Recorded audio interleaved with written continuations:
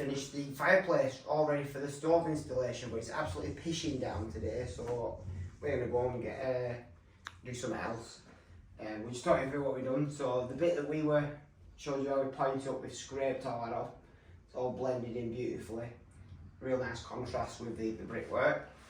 The returns, going back where we've taken off the, you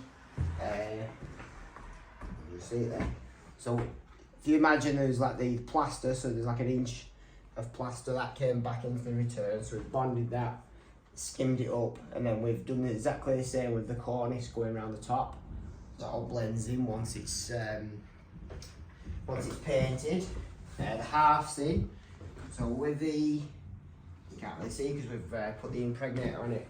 We've cut the profile to the angle of the bricks that we've returned. So it just looks a nice, inconspicuous piece of stone going in now. So this, that was the colour of the stone that we fitted right across.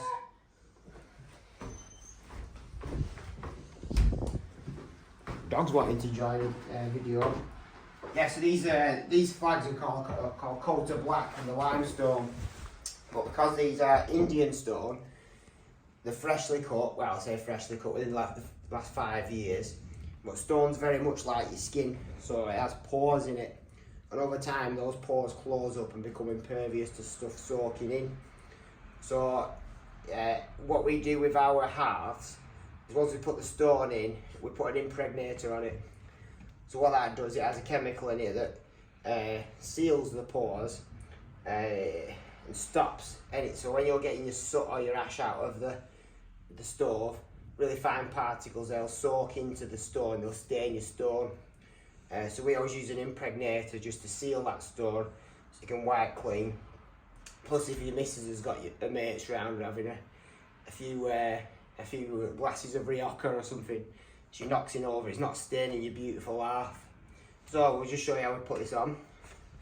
So give it a shake first.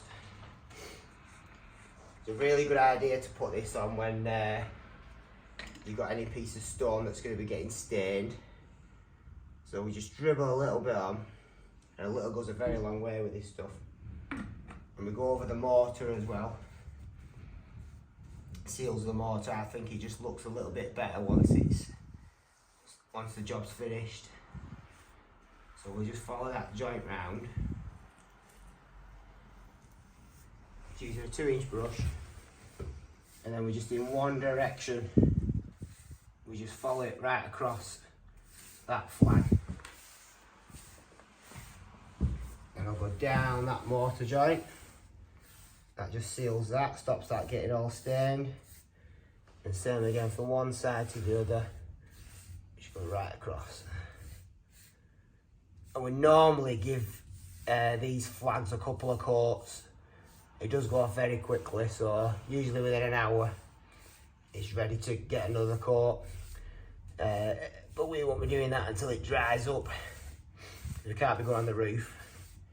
So I hope you've enjoyed how we've fit this particular fireplace. Obviously you can tweak the designs to however you want, or however your missus wants, more importantly. So the next video in this series, if you want to call it that, is going to be how we fit the stove into this particular fireplace.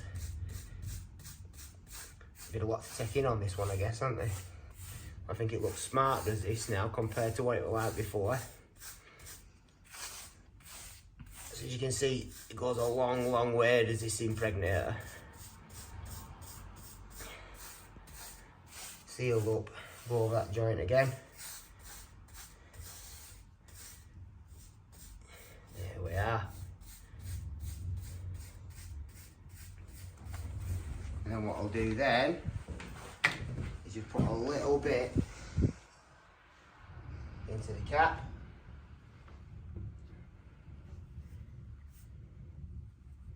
And to match the mortar on this side, use the edge of the brush. Just paint that mortar. Go back and forth so I don't miss any bits. it's always an idea, we've mopped the floor, but it's always an idea just to wet the floor, as long as you haven't got your carpets, don't be going mopping the carpet. But if you wet the your constructional half, then you can just run a dry cloth along and mop up any little leaks. So this particular half that we've put in is obviously non-combustible. Believe it or not, I've seen some timber halves and you think, oh, how daft do you have to be because you're putting like your stove on top of here. But you want to be at least 22 mil off your sub base, which is your half that's actually the original fireplace is built upon. So at least as long as you're 22 mil above there, you're up to standards then. So that is one sealed half, one finished fireplace. So I hope you enjoyed that. Like I say, we'll be back on next video to see how we put the stove in. That's in the first video on how we made the actual fireplace. Now it comes to the more important bit for us, well for the client as well, getting the heat into the room. So we fit the stove. So we've got some scaffolding for safe access up to the gutter, cat ladders up to the chimney stack, and then we've taken the old flaunching off, which is quite perished in a bad way, allowing water ingress. So when the flaunching comes off, and we've already swept the flue because it's very important that any combustibles that are left in that flue cavity are removed before the flue liner goes in. Because the amount of heat generated from this flue radiating out can cause some big nasty issues in the form of fire. So we've swept the flue first, taking the old pots off. We've got a redundant flue on the left hand side, and then the second flue is always the main, on a terraced house I should say. So the second flue from the stack is always connected to the downstairs living rooms. Same on the other side, so you've got the upstairs flue, redundant flue, living room flue, this one, the back living room flue, and then the back upstairs flue. So we're only using 2 flues on this, we're only concerned with 2 flues on this side. So we've taken the tops off, then we put the liner down from the top with the nose cone on. That makes sure it doesn't get stuck in any of the brickwork as we're allowing the progress of the flue liner down to the chamber. So the liner comes down, and then we've got a screw connector that fits onto the flue liner, and then we'd make a gasket out of fire silicone with that. So then, because this flue, the feathers come down, we've got a 45-degree angle, so the liner is going to come down, the liner is going to terminate about here, and then it connects to the connector, and then we connect it into a 45-degree vitreous pipe to get us round that angle at the bottom. And then, so this is the 500mm vitreous pipe. This is what's going to be on shore coming down from the flue throat. That connects to the 45-degree bend and then into the top of the stove.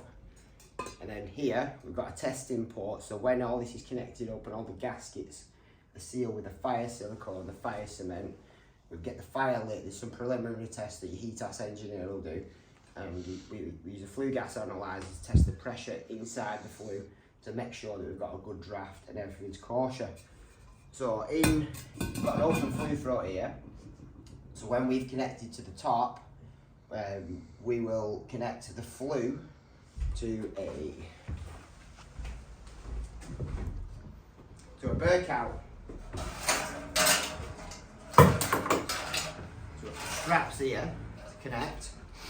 So what happens is the flue liner comes up through the pot, and then we use the ratchet straps to fasten these straps to the side of the flue liner, tighten that up, and this is called a pot hanging cowl. So we'll pull that up, we'll connect the liner to that, and then that sits on top of the pot. So we've got a seal here, no birds can get in, no critters can get into this system. And then that fastens down to the outside of the chimney pot. So we've got a replacement pot somewhere, because originally there was just a gas cowl on this, with it being a gas fire on the initial installation. Then we use some more ratchets to fasten that to the side of the pot, so no water can get in anywhere. So then the top of the flue system sealed. So what we put on the flue throat is a register plate, and because the mason has made this beautiful job of the archway underneath here, we've only got a very small flue throat just there. So we've got a small register plate. So we're coming through at an angle with the 45-degree bend going down, and we always have to have an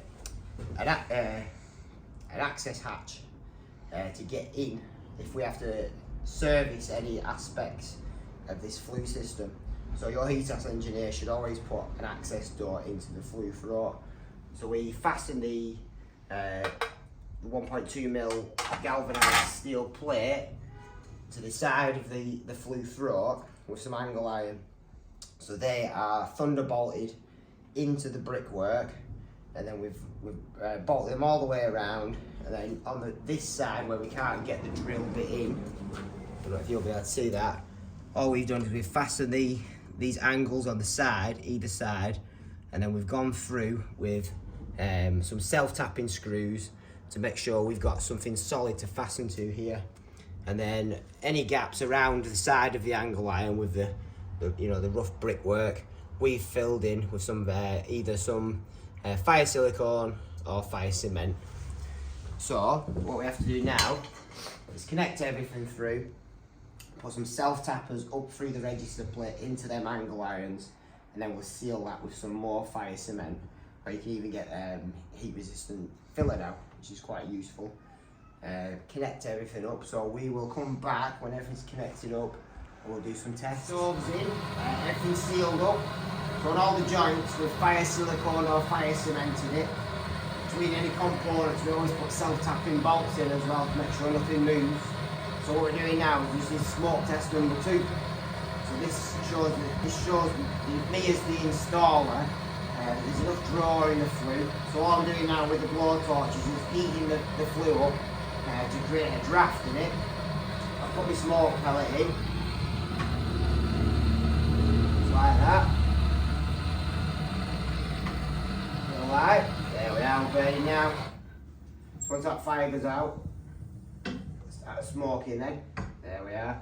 We close all the vents. So on smoke test 2, I open the doors and I've cracked the windows, so there's different pressure coming into the room that we're burning.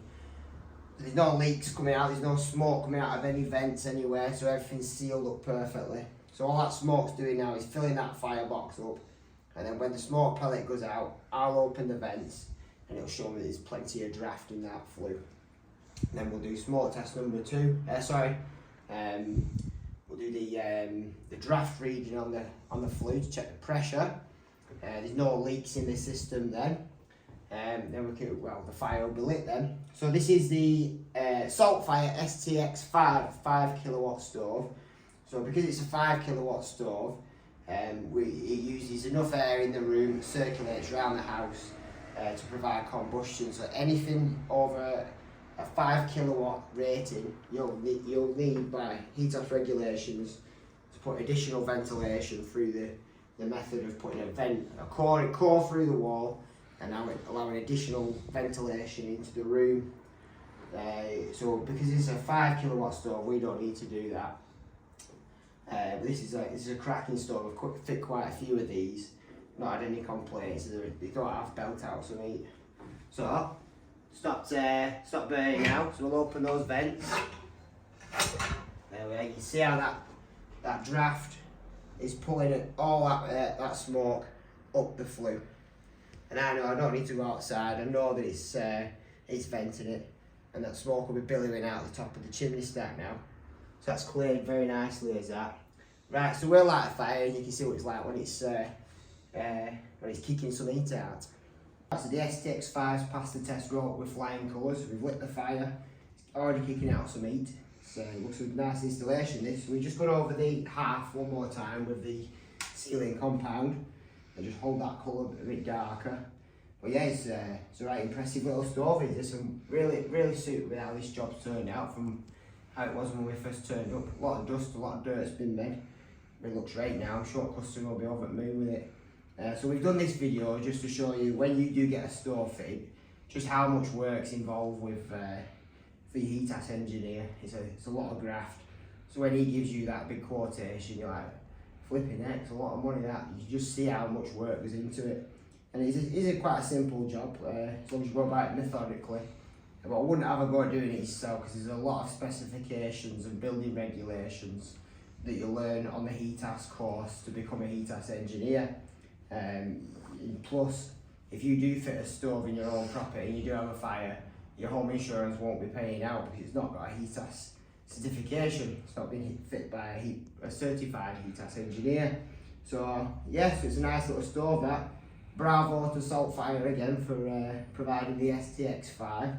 Cracking little stove. So right, it's a nice toasty winter for this customer then, isn't it?